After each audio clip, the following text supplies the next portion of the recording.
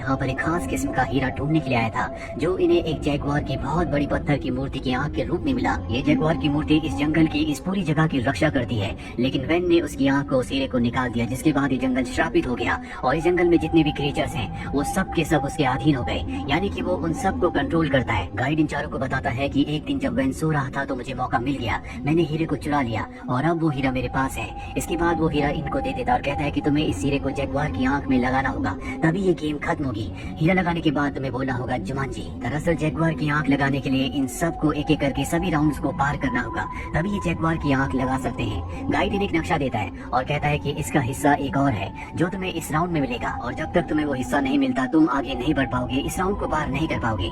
Guide यहाँ से चला जाता है और अब यहाँ पर वैन के बहुत सारे लोग इनके ऊपर हमला कर देते हैं। इस हमले में रूबी मारी जाती है, लेकिन उसके पास 3 लाइफ लाइन है, इसीलिए वो एक बार फिर से जिंदा हो जाती है। ये देखते हैं कि रूबी के हाथ में जो 3 लाइन्स थी उनमें से एक लाइन मिट चुकी है, शैली की भी एक लाइन मिट चुकी होती है। ये समझ जाते हैं कि इनके पास 3 मौके हैं, अगर इन्होंने 3 मौके खो दिए तो ये इस गेम में मारे जाएंगे। अभी सब के सब झरने से कूदकर वैन के लोगों से बच जाते हैं। रास्ते में स्पेंसर जो कि ब्रेवस्टोन है, साथ ही फ्रेड जो कि मोज है, इन दोनों के बीच में आर्गुमेंट्स हो जाते हैं और यहाँ पर फ्रेड यानी कि मोज ब्रेवस्टोन यानी कि स्पेंसर को ऊपर से नीचे धक्का दे देता है, जिससे उसकी मृत्यु हो जाती है। पर अगले पल वो ऊपर से दोबारा आ जाता है, यानी कि उसकी भी एक लाइफ लाइन अब खत्म हो चुकी है।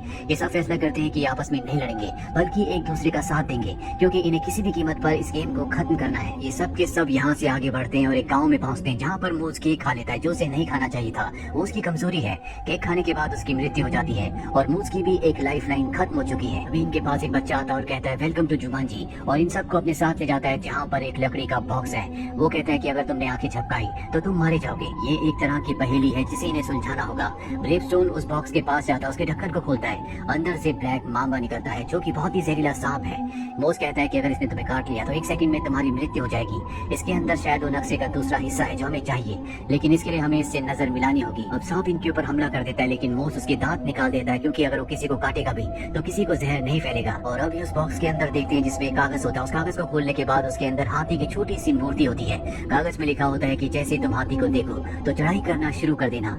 ये समझ जाते हैं कि नक्शे का दूसरा हिस्सा ये नहीं है, इन्हें अभी भी उसे तलाश करना होगा। अब जब ये बाहर आते हैं तो वैन के लोग इनके ऊपर हमला कर देते हैं। वैन भी यहाँ पर आ जाता है, पर इससे पहले कि इन सबको पकड़कर यहाँ से ले जाया जाता है, यहाँ पर एक आदमी आता है जो इन सबको निकाल कर एक खुफिया रास्ते से इस जगह से ले जाता है। जल्दी इन्हें पता चल जाता है कि ये और कोई नहीं बल्कि एलेक्स है, जो आज से 21 साल पहले इस गेम के अंदर सबसे पहले आया था। उसकी 2 लाइफ लाइन पहले ही खत्म हो चुकी है और अब उसके पास सिर्फ 1 लाइफ लाइन है। अगर वो मारा गया तो सच में मारा जाएगा। इन चारों को ये भी पता चलता है कि नक्शे का जो दूसरा हिस्सा था वो कोई कागज का टुकड़ा नहीं बल्कि एलेक्स था, जो कि अब इन्हें मिल चुका है। ये एलेक्स को विश्वास दिलाते हैं कि ये सब उसे मिलकर बचाएंगे और इस गेम को खत्म करेंगे ताकि सब के सब अपने घर वापस पहुंच जाएं। लेकिन इस घाटी को पार करने के लिए इन्हें एक गाड़ी चाहिए। गाड़ी जहाँ पर होती है वहाँ पर बहुत सारे गार्ड्स भी हैं। इन्हें सबसे पहले उनका ध्यान भटकाकर गाड़ी को हासिल करना होगा। अब इनके साथ जो रूबी होती है वो गार्ड्स का ध्यान भटकाने के लिए जाती है और पीछे से सब के सब उस जगह पहुंच जाते हैं जहाँ पर गाड़ियाँ हैं। यहाँ पर हेलीकॉप्टर भी है। ये इस जगह से निकलने के लिए हेलीकॉप्टर चूज करते हैं। रूबी भी अपनी डांसिंग स्किल के साथ साथ फाइटिंग स्किल को भी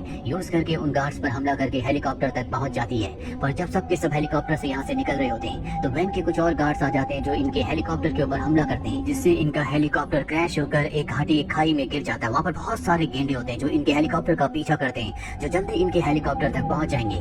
एक गेंडा अपने सींग से इनके हेलीकॉप्टर के ऊपर हमला करता है, जिससे हेलीकॉप्टर का जो ब्लेड होता है वो अपनी जगह से हट जाता है। अब ये जाकर भी ऊपर नहीं जा सकते। ब्रेवस्टोन को जब भी पता चलता है तो वो ऊपर जाकर उस ब्लेड को फिक्स करता है, जिसके बाद इनका हेलीकॉप्टर ऊपर की तरफ उड़ना शुरू हो जाता है। मौत से यहाँ पर एक गलती हो जाती है। उसके बैग में जो हीरा है, जो कि जैगुआर की आंख है, वो वहीं घाटी में गिर जाता है, यानी कि इन्हें वापस जाकर उस हीरे को हासिल करना होगा। ये घाटी के ऊपर हेलीकॉप्टर को उस जगह लेकर आते हैं जहाँ पर हीरा होता है, लेकिन नीचे अब भी खतरनाक जानवर है, इसीलिए कोई नीचे नहीं जाना चाहता। ब्रेवस्टोन मोस को ऊपर से नीचे धक्का दे देता है, जिसके बाद जानवर उसका पीछा करना शुरू कर देते हैं। मोस अपनी जान बचाने के लिए भागता है और ब्रेवस्टोन को मौका मिल जाता है। वो नीचे जाकर हीरा उठाकर ऊपर ले आता है और मोस को गेंडे मार देते हैं, जिससे उसकी एक और लाइफ लाइन खत्म हो जाती है, यानी कि उसके पास अब एक ही लाइफ लाइन बची है। अब ये सब के सब घाटी पार करके ऊपर आ जाते हैं, जहाँ पर एलेक्स को एक मॉस्किटो काट लेता है। ये उसकी एक वीकनेस है, जैसे कि मॉस की केक थी जिसे खाकर उसकी मृत्यु यानी कि एक लाइफ लाइन खत्म हो गई थी।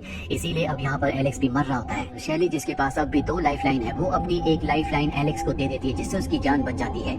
यहाँ पर जो ग्रेवस्टोन है वो मार्था को प्रपोज करता है, बताता है कि जब हम 7th स्टैंडर्ड में थे तब मैंने तुम्हें पहली बार देखा था और तब से मैं तुमसे प्यार करता हूँ। अब यहाँ पर मार्था भी उसे पसंद करने लगी है क्योंकि वो असली दुनिया में एक बहुत ही डरपोक लड़का था लेकिन इंटेलिजेंट था, पर यहाँ पर वो इंटेलिजेंट भी है और एक बहादुर इंसान भी। इसीलिए मार्था उसके प्रपोजल को एक्सेप्ट कर लेती है। अभी सब के सब फाइनल राउंड में पहुंच चुके हैं जहाँ पर ये जगुआर की बड़ी मूर्ति को देखते हैं जिस तक इन्हें पहुंचना है, पर उस जगुआर की मूर्ति की रक्षा असली के जगुआर कर रहे हैं। ग्रेवस्टोन तय करता है कि वो पेड़ों के ऊपर से जाएगा, पर वो गलती से पेड़ से नीचे गिर जाता है जिसके बाद जगुआर उसे मार देते हैं। उसकी भी एक लाइफ लाइन खत्म हो जाती है, यानी कि अब उसके पास भी एक ही लाइफ लाइन है। इसीलिए तय करते हैं कि ये अलग अलग रास्ते से जगुआर की मूर्ति तक पहुंचेंगे।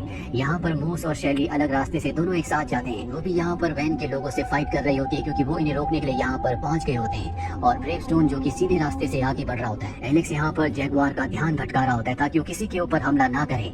अब यहाँ पर वैन भी आ चुका है जो शैली को पकड़ लेता है, लेकिन मूस को यहाँ पर एक हाथी दिखता है जिसके ऊपर बैठकर वो मूर्ति तक पहुंच जाता है। ग्रेवस्टोन देखता है कि वैन के एक आदमी ने रूबी को पकड़ लिया है, वो उसकी जान बचाता है और वैन के आदमी की बाइक लेकर उस जगह पहुंच जाता है जहाँ पर मूर्ति है। ग्रेवस्टोन देखता है कि वैन ने शैली को गन पॉइंट पर ले रखा है और वो ग्रेवस्टोन से कहता है कि अगर तुमने मुझे हीरा यानी कि आंख नहीं दी तो मैं शैली को गोली मार दूंगा। ग्रेवस्टोन कहता है कि मेरे पास वो हीरा नहीं है, और तभी यहाँ पर एक बहुत बड़ा हाथी आता है जिसके ऊपर मॉस बैठा होता है। हाथी सभी जगुआर को कुचलता हुआ मारता हुआ आगे बढ़ रहा होता है और हाथी के ज्यादा हिलने डुलने की वजह से मॉस के हाथ से हीरा छटक कर ऊपर गिर जाता है। साथ ही यहाँ पर वैन की गन भी गिर जाती है। ग्रेवस्टोन को लाइन याद आती है जो हाथी वाली मूर्ति के साथ कागज में लिखी हुई थी कि जब भी हाथी को देखो तो ऊपर की तरफ जाओ, और अब ग्रेवस्टोन उस तरफ बढ़ने लगता है जहाँ पर उसे जगुआर की आंख को लगाना है यानी कि हीरे को फिक्स करना है। हालांकि बहुत मुश्किल होता है, लेकिन वो अपनी बाइक से अपनी जान पर खेलकर उस जगह तक पहुंच जाता है। वहीं दूसरी तरफ शैली को दिखाया जाता है जो अब जगुआर की आंख तक यानी कि हीरे तक पहुंच जाती है, पर वैन वहां पर आकर अपनी शक्तियों से उसके चारों तरफ सांपों को इकट्ठा कर देता है। सांप उसकी कमजोरी है यानी कि वो सांप से मर सकती है, लेकिन अब भी इसके पास 2 लाइफ होती है।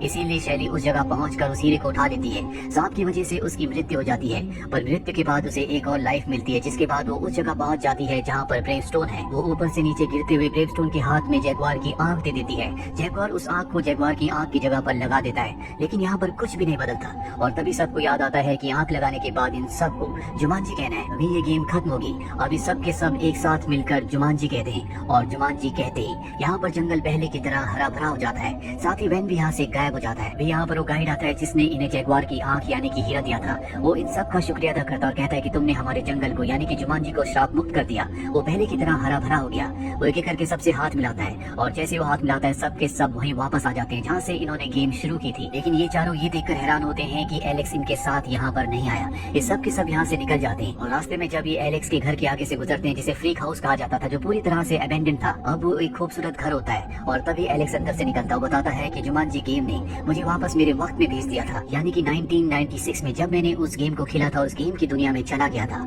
उसके बाद मैंने शादी की, मैंने एक अच्छी जिंदगी जी। आज मेरा एक बेटा और एक बेटी है। मैंने अपनी बेटी का नाम शैली यानी कि बैथनी रखा है क्योंकि बैथनी ने ही मुझे अपनी पावर अपनी लाइफ देकर जिंदा किया था। ये चारों के चारों जो पहले कभी अच्छे दोस्त नहीं हुआ करते थे, अभी सब के सब अच्छे दोस्त हैं। स्पेंसर जिसका गेम में नाम ग्रेवस्टोन था, उसका मार्था से यानी कि रूबी से अब रिलेशनशिप है। दोनों एक दूसरे से प्यार करते हैं, और अब ये उस गेम को भी तोड़ देते हैं जिस गेम की वजह से ये जुमांजी जंगल में पहुंच